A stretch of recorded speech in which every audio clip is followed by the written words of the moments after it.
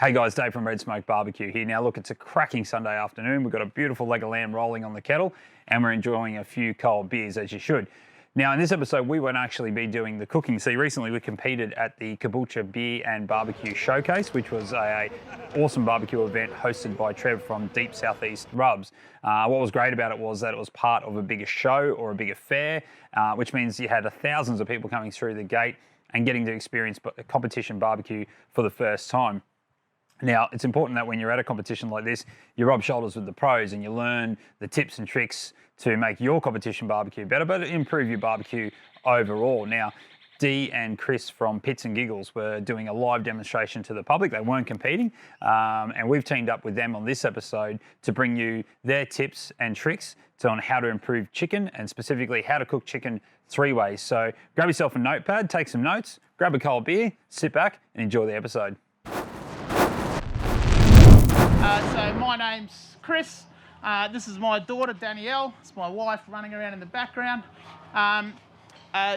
Danielle's husband and I and a couple other mates compete in a competition team called Pits and Giggles BBQ, which we get out and do exactly what these guys are doing. But we also do some catering. But we do the catering as a family. So Dee and I get in and do a bit of catering around the place. We've actually been catering sort of semi or non-professionally, but for not-for-profit groups for about 20 years. We've been doing it as a side business for 3 years now. And I kind of went from this point a couple of years ago of having 2 barbecues to all of a sudden now I've got 14.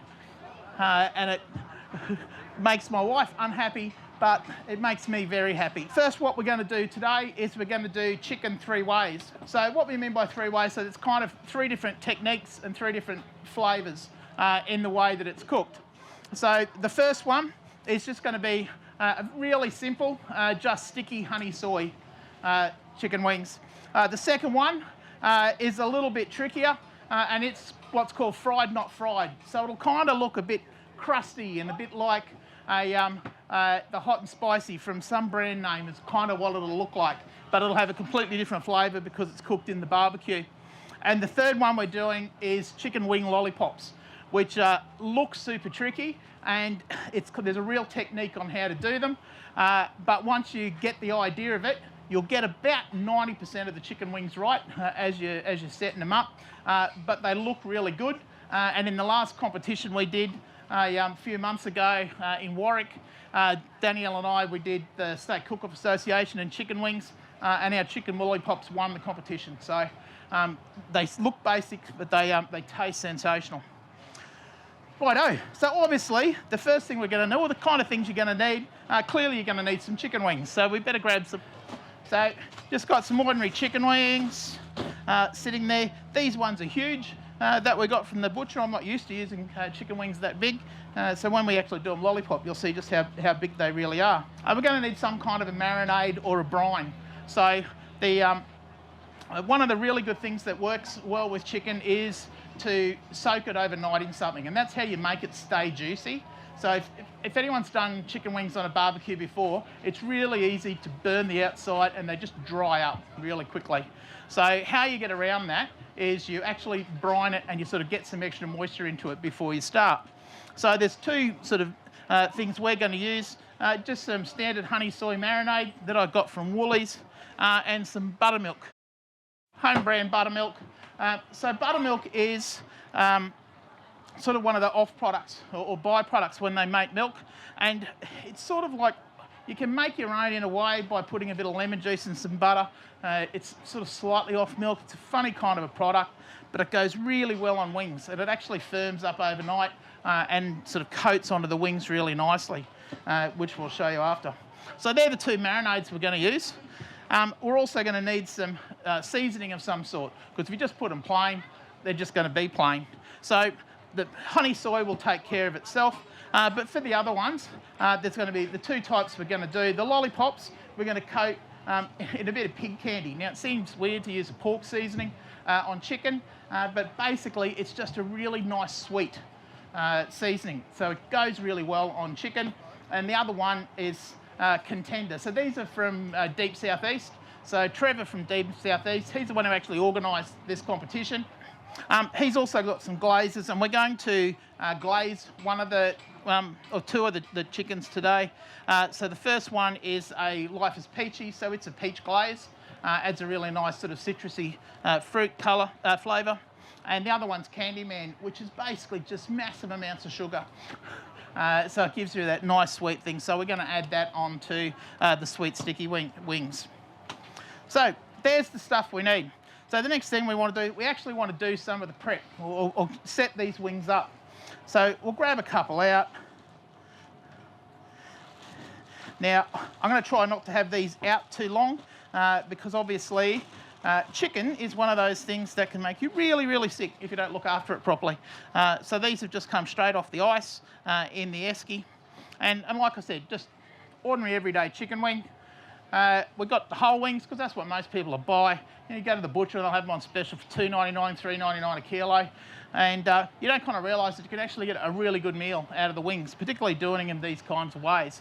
So the first one we're going to do is just the really traditional, just separate them. So the way to separate them, you just grab your knife, whichever knife you got. You look through that piece, you go straight down and you aim at the V. So it's just straight down and the knife will find its own way. And there we go. Now the wingtip, sometimes the wingtip, it's exactly the same thing. You just go straight down into the V and cut it through. So the three parts of the wing are generally called, I've gone the wrong side, are generally called the drummy, the flat, and the tip. Now the tips, they don't go as well with the seasoning and stuff because they're just a bit thin. However, they do go nice with a bit of marinade, and you put them on the barbecue and they can actually crisp up and you can eat almost the whole thing. Failing that, give them to the cat. Cats think they're great.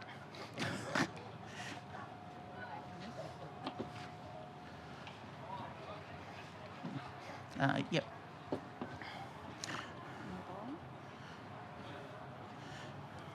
Righto, so we're going to do this style for two of them. The marinade one, you can actually do, you can actually leave the wings whole and chuck them on. I like to sort of separate them out because when you put them out at a party or something, it's sort of a smaller piece and people will grab a little bit and they go a bit further because people have, the wings go pretty quick and then they'll get into something else. What have I got? Two of them.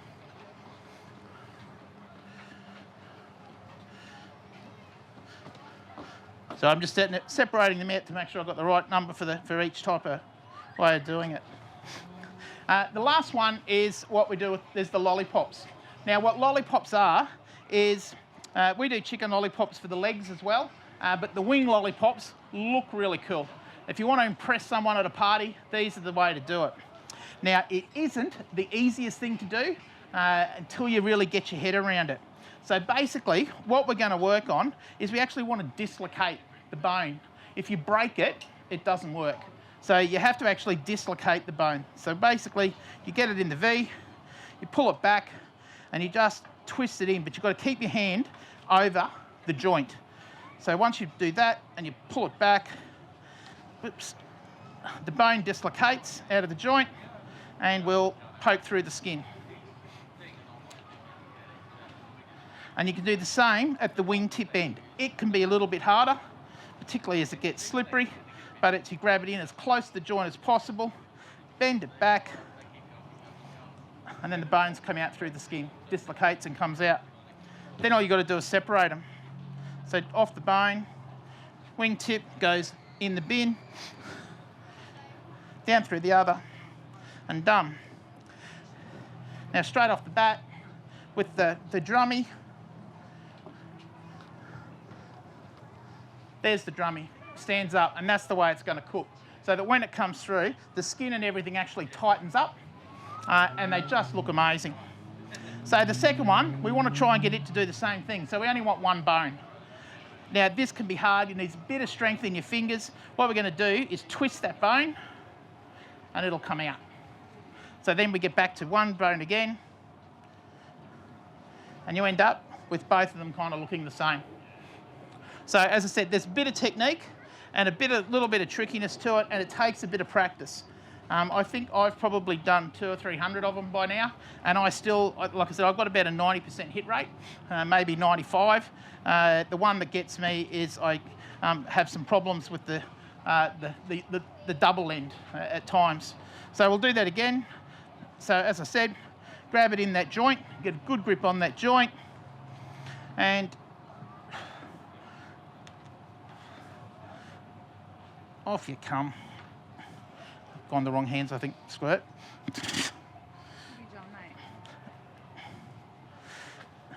Now let's pop the bone. Out you come. So that's one of those 5%, which is really annoying. So all I'm going to do is I'm just going to cut off that little nick, and then we'll push it back down to the lollipop. So now we've got 3 sets of wings. So the first set will be the easiest. It'll be the honey soy. Now, if you're marinating and stuff, you can do bowls and things. I like the bag. The bag makes things so easy. Just pour all of it in, a whole lot. Righto. So once he's in, Ziploc bag. This is why I like the bag. Plus, you don't get it all over you. Open up the top a little bit, let the air out, and voila, ready to go in the fridge. And then you put that in the fridge overnight. So this is something you do the night before to get it ready. These two, they're just going to go into buttermilk overnight. So again, we just get a bag.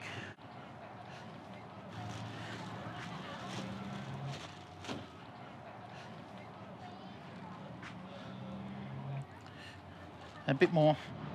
Yep, that'll do. So that was about half the carton.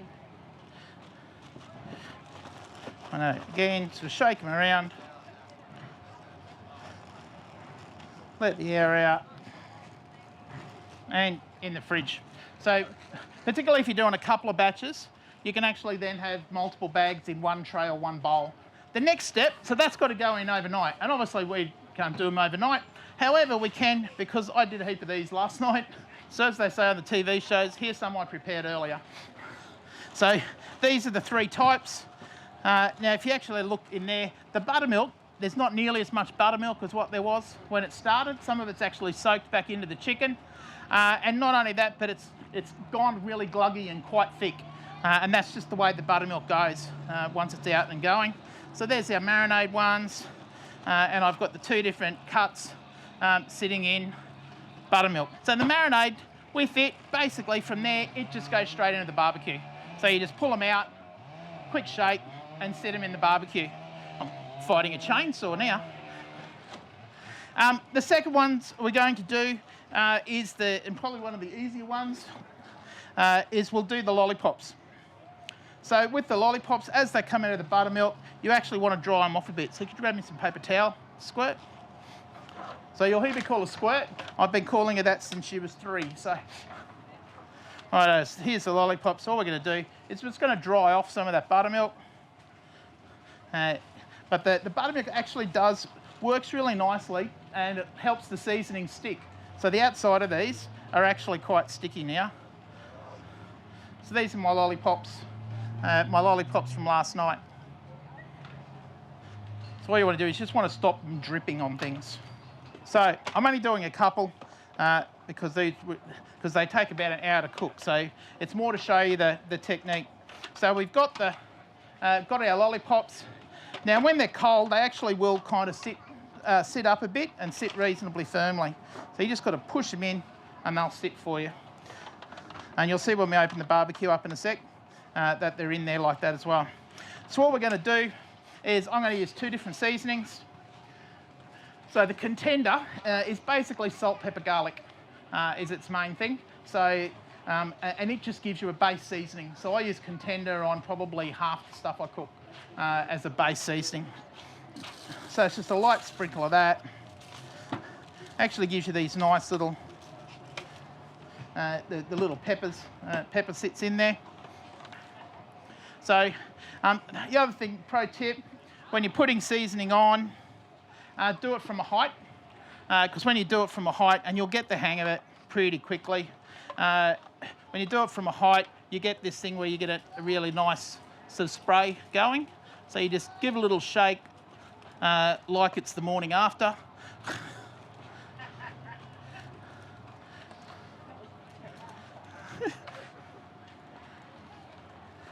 And then you just get a nice coating.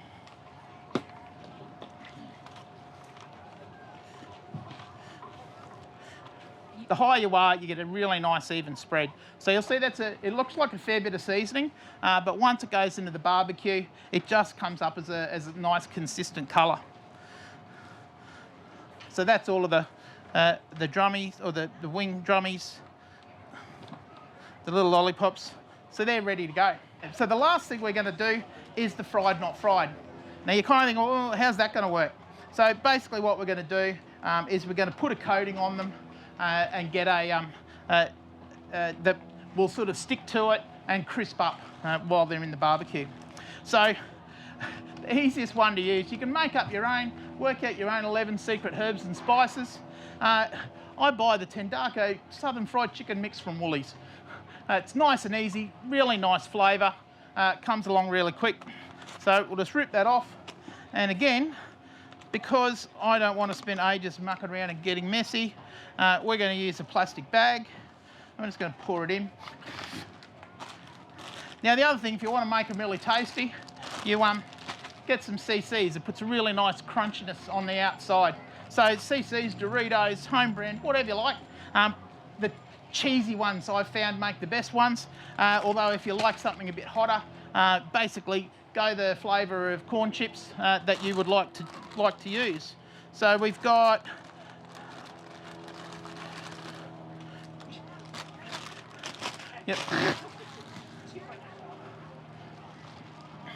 So now with the CCs, you obviously can't have them whole because there'll be one wing and one whole chip. So all we're going to do is we're just going to crush them up. Now, I believe in the IT world, they call this the cost of maintenance. You just hit it long enough and it'll start working. Now, if you've got a rolling pin, that's not a bad thing to use. I might actually even lash out and use one of the bottles. So it's a bit like, I don't know if you've ever remember watching Mum making cornflake biscuits or making up, crushing up some cornflakes to use as breadcrumbs or to go in a biscuit or to stick in some stuffing.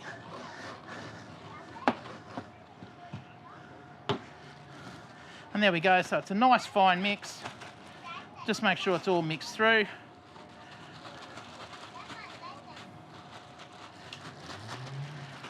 All right, and there we go. So there's our mix, ready for action. So now we've just got to add some chicken. Righto, so again, out comes the chicken.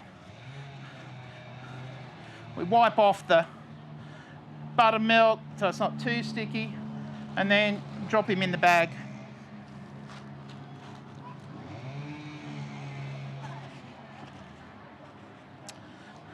Now the bit of buttermilk actually makes the chicken itself quite sticky and helps the seasoning to attach itself to it. Oh God, if I could get the bag open, we'd be awesome, wouldn't we, Scrot? Mate. You get it. That's it. Once it's done, just throw the buttermilk out because it's had raw chicken in it, so you can't do anything with it. There may be some recipe you could use for it, but I couldn't be bothered. Righto, so now, this is why I like the bags.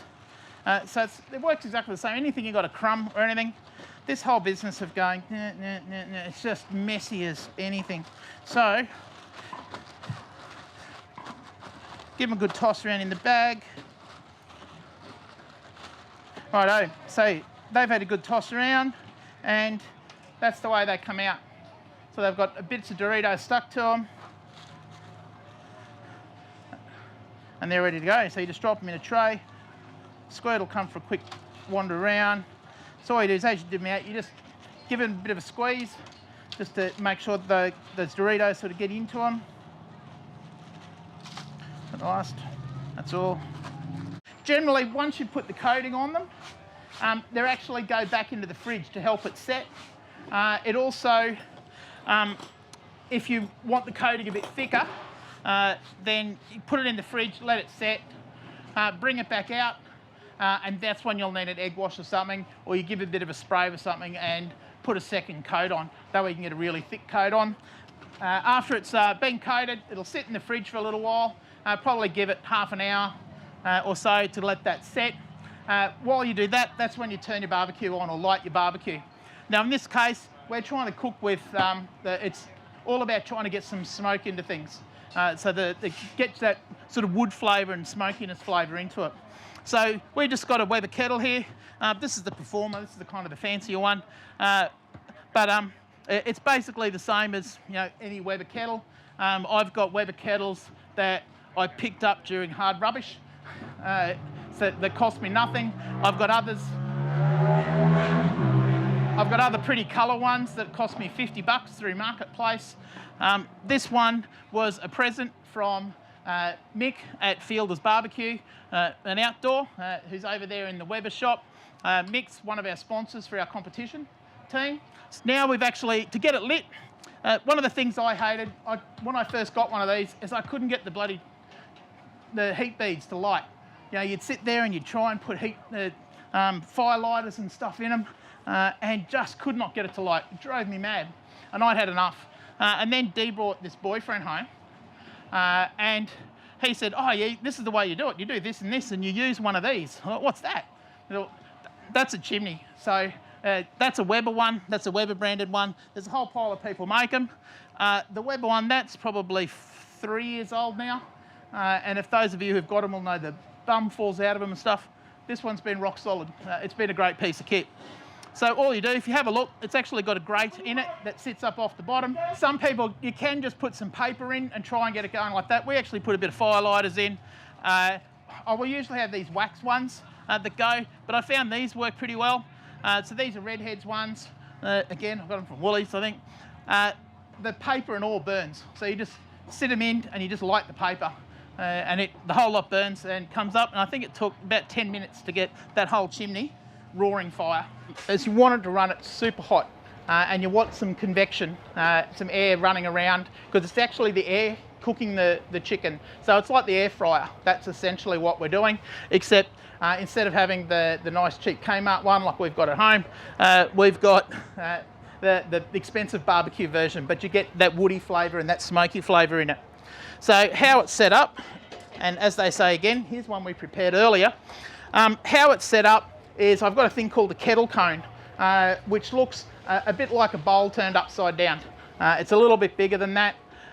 The kettle cone's an Australian invention. If you jump on any of the Weber forums, there are people who've made their own. My original one was the bottom of a stainless steel bucket that I'd made. The kettle cone is a guy in Townsville makes them, and he comes from, he makes them out of 3mm steel, so they hold the heat a bit better. So all of the heat beads are in it, and what happens is the heat source is only in about that sort of that size in the middle of the kettle, and with all the vents open full, what happens is the heat comes up through there and then rolls over the outside and then comes back up through again. Every 15 minutes, you just give it a quarter turn. Now all up, once they're in there, that takes about an hour for them to cook. So you just got to remember, as long as you do it every 15 minutes, basically 2 beers and they'll be about right. So last thing we want to do, they're looking good. We'll put a glaze on them in a sec. So we're just going to give them a quick glaze. For the little lollipop ones, I'm just going to use a citrus glaze, if I get the right one. So that's the Life is Peachy, so it's a little peach flavour. Now again, I use a nice little small bowl. At competitions, it's not, or when we're catering, I'll use one of the red cups, the standard red beer cups, because I may or may not have a big packet of them in our trailer. Now for the sticky wings, we're going to use Candyman. That's the one that I said it's about 90% sugar. So we're just going to whack a bit of that in, and we're just going to brush on. since you've got the hot gloves. So all you do to do the glaze with the lollipops is just pick them up, dunk them in, straight back on the barbecue. So this is, I found, it's the quickest way. I've tried all sorts of different ways, but particularly when you're catering and you're doing the big lollipops, you've got to do, I'm probably doing 80 to 100 of them. And the longer you've got the barbecue open, you're losing all the heat out of it. And on their big barbecue, which I've got a trailer like you've seen a few of these guys out here have got, on that big barbecue, once you lose the heat out, you've got other stuff cooking at the same time, so you can't afford to have it open too long. That's all of them? Yep. Right, so that was dipped. The others, which is the honey soy, we're just going to give them a quick brush. You know, there's all sorts of barbecue gadgets. Believe me, I've got most of them. I'm a gadget guy. I love my gadgets. I've got wireless barbecue monitors. I've got controllers for these things that blow the wind and maintain temperature. I've got, oh God, I've got all sorts of gear. I reckon I'd probably have 10 to 15 different thermometers, a few different electronic ones that link into the house, and you can actually control your barbecue from down the pub. So you set it all up, get it going, take off, and you can actually control the temperature and stuff. Yeah, none of us have ever done that.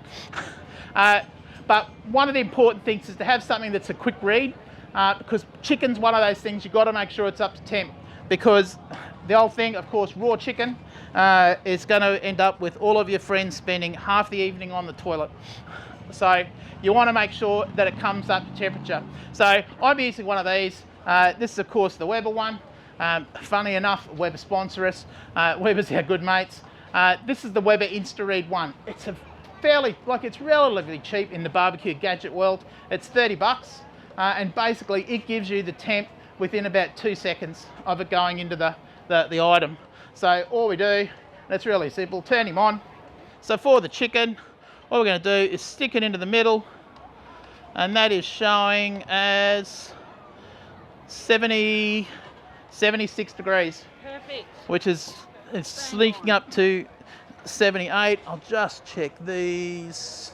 Righto. So that glaze would have set now. It takes 5 to 10 minutes to set. There's a fair bit of heat going on in there. So the chicken itself, 75 is the absolute minimum.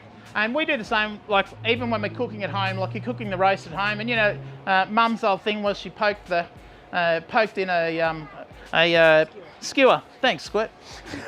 She poke a skewer in, if it was clear, the stuff that came out, that it was cooked, and that was the guess. If you've got one of these, basically the points that it's going to struggle with is kind of in that hip joint on the chicken. So you poke that in there because it's got a nice skewer on the end, goes in, and you can actually see exactly what temperature it is in there.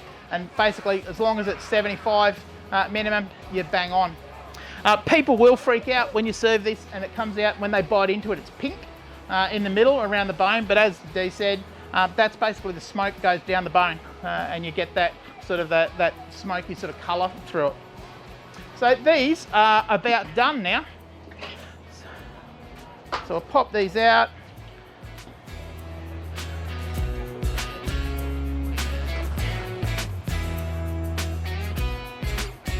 When you're wandering around. Righto, so if you want to come and have a little bit of a look.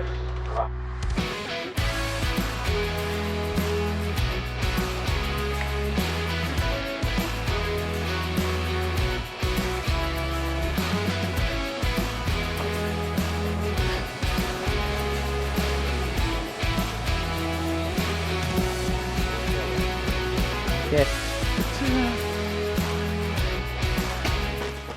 So I'm Chris from Pits and Giggles. If you want to come and have a chat, please do so. Thank you very much.